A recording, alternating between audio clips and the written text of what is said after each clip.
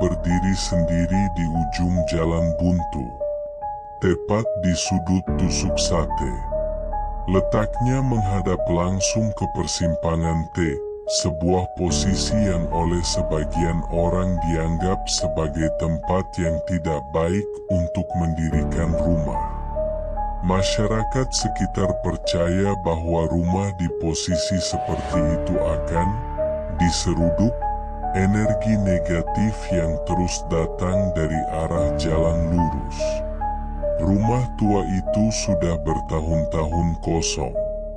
Cat temboknya mengelupas. Gentengnya sebagian besar telah pecah. Dan pekarangan depannya dipenuhi ilalang liar. Dahan pohon mangga yang tumbuh di sisi kanan rumah menjulur hingga menutupi sebagian atap. Angin yang berembus pelan selalu membawa suara desir aneh. Seolah ada sesuatu yang berjalan di sela-sela ilalang. Meski tak ada yang pernah melihat langsung, warga sekitar kerap merasakan kehadiran yang tak kasat mata di sekitar rumah itu. Suatu hari, seorang wanita paruh baya bernama Bu Lastri pindah ke rumah tersebut bersama anak perempuannya, Intan.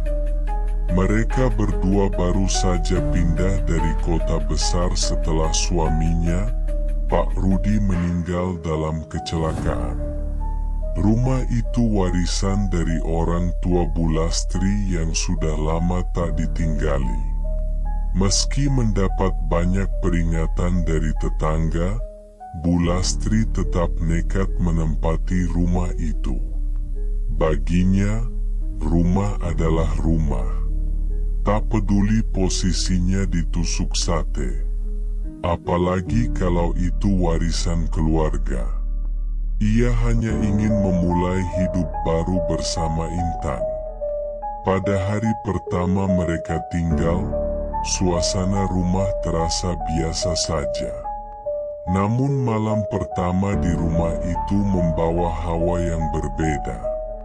Angin malam yang bertiup pelan membuat jendela kayu bergoyang pelan, mengeluarkan suara derit seperti bisikan. Intan yang baru berusia 10 tahun mulai merasa tidak nyaman.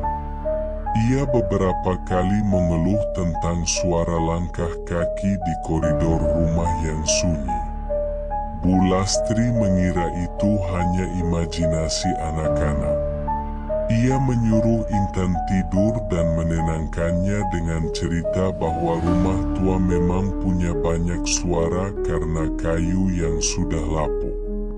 Namun malam berikutnya, suara-suara itu semakin nyata. Pintu lemari di ruang tamu terbuka sendiri. Meskipun sebelumnya sudah dikunci.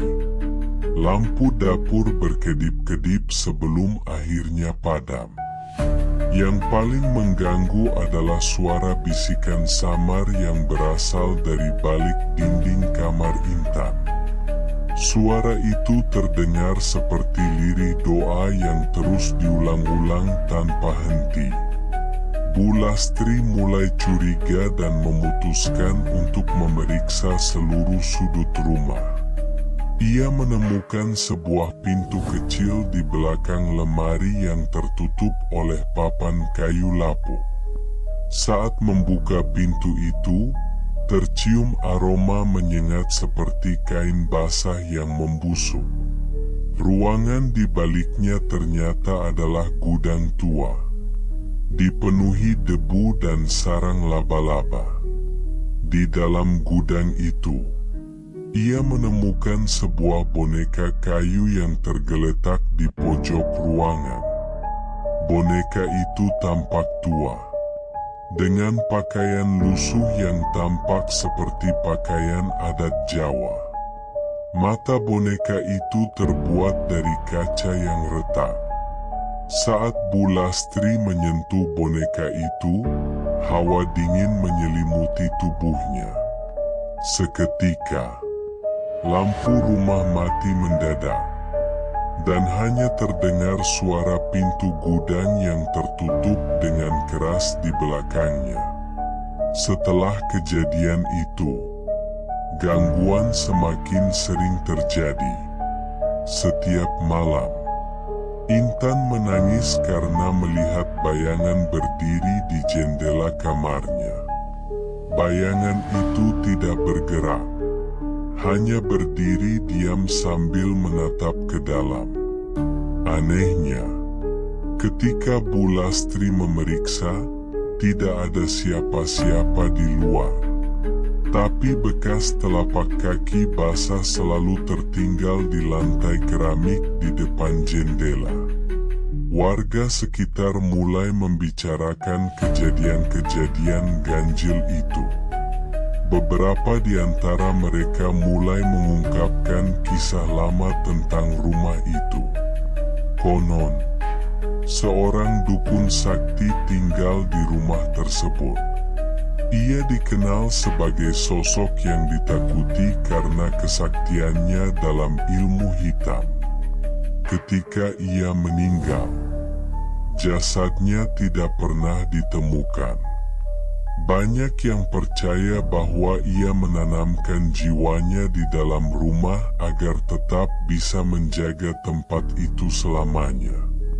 Bu Lastri yang awalnya tak percaya, mulai merasa resah. Malam-malam berikutnya ia sering mendengar suara tangisan pelan dari loteng. Ketika ia mencoba naik dan memeriksa, suara itu menghilang. Namun saat turun kembali, ia mendapati boneka kayu yang sebelumnya ia simpan di gudang. Kini berada di atas meja makan. Intan mulai menunjukkan perubahan. Ia menjadi pendiam dan sering menatap kosong ke arah jendela. Setiap kali ditanya, ia hanya menggeleng dan mengatakan bahwa bapak berjubah berdiri di luar rumah, menunggu mereka keluar. Suatu malam, suara keras terdengar dari kamar Intan. Ketika Bu Lastri masuk, ia mendapati jendela terbuka lebar dan tirai berterbangan diterpa angin. Intan tidak ada di tempat tidur. Pintu depan rumah terbuka, dan ilalang di pekarangan seperti baru saja dilalui seseorang. Bu Lastri berlari keluar, memanggil-manggil nama anaknya. Di ujung jalan, tepat di depan rumah tusuk sate itu, terlihat sosok hitam berjubah berdiri memunggungi jalan. Sosok itu tidak bergerak sedikit pun. Dan di sebelahnya, Intan berdiri kaku, menatap ke arah rumah dengan mata kosong. Malam itu, suara gonggongan anjing bersahutan. Udara menjadi lebih dingin dari biasanya. Di balik jendela rumah tusuk sate, dua pasang mata menatap keluar. Satu milik anak kecil, satu lagi bukan milik manusia. Setelah malam itu, keadaan rumah semakin mencekam. Bu Lastri mengurung diri bersama Intan di dalam kamar mereka. Tak lagi berani menjelajah ke sudut-sudut rumah yang dulu ia coba bersihkan. Boneka kayu tua yang terus berpindah tempat tanpa alasan, kini selalu muncul di kamar tidur, tepat di sisi tempat tidur Intan. Meski dibuang ke gudang, dibakar, bahkan dibenamkan di dalam tanah, boneka itu akan selalu kembali dalam keadaan utuh. Tak berubah sedikit pun. Intan makin terperangkap dalam diam. Wajahnya pucat, matanya sayu. Dan ia kini selalu menggambar sosok berjubah hitam di setiap buku atau dinding yang ia temui. Gambar itu selalu sama. Sesosok tinggi besar, berjubah panjang, tanpa wajah, berdiri di depan rumah mereka. Kadang, digambarkan berdiri tepat di samping Intan sendiri. Bu Lastri mulai berupaya mencari bantuan. Ia menemui Pak Surip, tetua kampung yang dikenal menyimpan banyak pengetahuan tentang hal-hal gaib. Awalnya Pak Surip enggan terlibat. Namun setelah mendengar bahwa rumah tusuk sate itu kembali dihuni, raut wajahnya berubah tegang. Ia pun akhirnya menyanggupi untuk datang ke rumah dan melihat-lihat kondisinya. Ketika Pak Surip pertama kali menjejakkan kaki di pekarangan rumah itu, ia langsung berhenti melangkah. Matanya terpaku pada pohon mangga di samping rumah. Ia meminta Bu Lastri untuk tidak mendekat dan hanya memperhatikan dari dalam rumah. Ia mengitari rumah 3 kali, lalu berhenti di depan pintu. Pak Surip mulai membaca doa-doa dalam hati. Namun sebelum ia menyelesaikan bacaan, angin kencang berembus tiba-tiba. Dedaunan berputar liar di sekelilingnya, dan suara seperti rintihan panjang terdengar dari dalam rumah. Pak Surip segera masuk dan melihat Intan duduk memeluk lutut di pojok ruangan. Sementara boneka kayu itu berada di pangkuannya. Boneka itu tampak berubah. Wajahnya kini retak lebih parah, dengan garis-garis hitam seperti darah mengalir dari matanya. Pak Surip tahu, ini bukan sekadar benda mati. Ia meminta Bu Lastri untuk mempersiapkan air bersih, bunga 7 rupa, dan segenggam tanah dari makam keluarga Bu Lastri. Namun ketika ditanya di mana makam orang tua Bu Lastri, perempuan itu terdiam. Ia baru ingat, orang tuanya dulu memang meninggal di rumah itu. Namun karena alasan yang tidak jelas, jenazah mereka tidak dimakamkan di tanah pemakaman umum. Menurut cerita lama, orang tua Bu Lastri dulunya adalah pengikut dukun sakti yang pernah tinggal di sana. Dan mereka menjalani laku khusus agar roh mereka tetap menjaga rumah. Pak Surip menghela napas berat. Ia menyadari bahwa rumah ini bukan sekadar dihuni makhluk tak kasat mata. Rumah ini adalah penjara bagi arwah yang tidak bisa pergi, terikat oleh ritual kuno yang memaksa mereka tetap tinggal, menjaga warisan kegelapan yang sudah berakar dalam tanah. Malam itu, ritual pemurnian dilakukan. Pak Surip menyusun sesajen di tengah ruang tamu. Di sekelilingnya, ia membuat lingkaran garam dan menyalakan dupa hitam. Ia meminta Bu Lastri dan Intan tetap berada di dalam kamar. Ketika jam menunjukkan pukul 2 dini hari, rumah mulai bergetar pelan. Lantai kayu memunculkan suara retak seperti ada sesuatu yang menggeliat di bawahnya. Suara tangisan muncul dari arah loteng.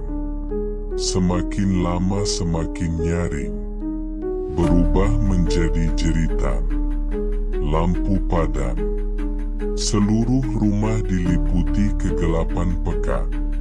Hanya cahaya kecil dari lilin yang bergetar di tangan Pak Surip. Sesosok bayangan muncul di tengah ruang tamu. Tinggi, berjubah, dan tanpa wajah. Sosok itu melayang perlahan mendekat, melewati api lilin tanpa mengubah bentuk. Suara lirih terdengar dari arah boneka di sudut ruangan. Seperti doa yang dibaca dalam bahasa kuno. Pak Surip melafalkan ayat-ayat pelindung dengan lantang. Lilin padam seketika. Dalam gelap, terdengar suara jeritan panjang. Seperti suara seseorang yang terbakar dari dalam tubuhnya. Dupa hitam menyala dengan sendirinya, mengeluarkan api kecil berwarna biru. Suara tangisan itu akhirnya mereda, dan digantikan keheningan mutlak. Ketika lampu kembali menyala, boneka itu telah lenyap.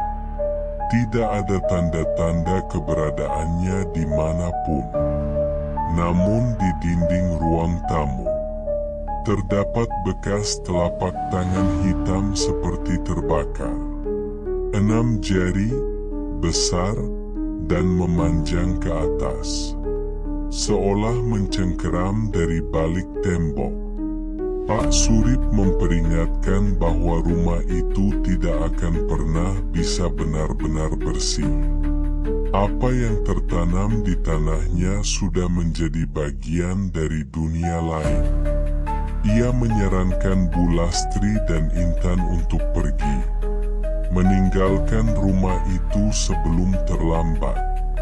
Keesokan harinya, mereka pun pergi.